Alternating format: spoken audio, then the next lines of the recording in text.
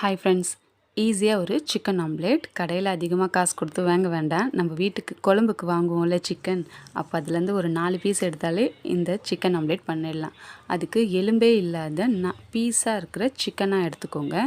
அது கூட உப்பு, மஞ்சத்தூள், இஞ்சி பூண்டு பேஸ்ட் போட்டு நல்லா பரட்டிடுங்க. ஒரு கடாயில் இந்த சிக்கன் பீஸை போட்டு கலந்து வச்சுருக்க சிக்கன் பீஸ் போட்டு கொஞ்சமாக தண்ணி ஊற்றி, ரொம்ப வேண்டாம் ஏன்னா சிக்கன் தண்ணி வரும்ன்றதுனால கொஞ்சமாக தண்ணி ஊற்றி ஒரு மூடி போட்டு மூடி வச்சுடுங்க. அந்த தண்ணி ஃபுல்லாக வத்துற வரைக்கும் அப்படியே விட்டுடணும்.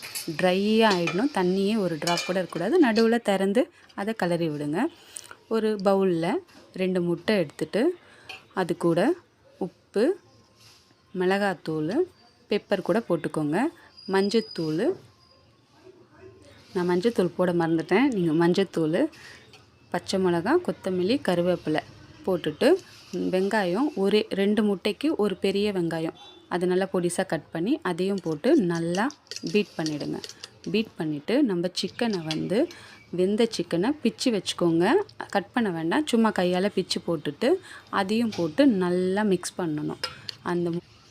அந்த முட்டையோடு நல்லா மிக்ஸ் பண்ணிவிட்டு ஒரு தவாவில் எண்ணெய் ஊற்றி நம்ம மிக்ஸ் பண்ணி வச்சுருக்க அந்த முட்டையை அதில் எப்போதும் ஆம்லேட் போடுற மாதிரியே போடுங்க.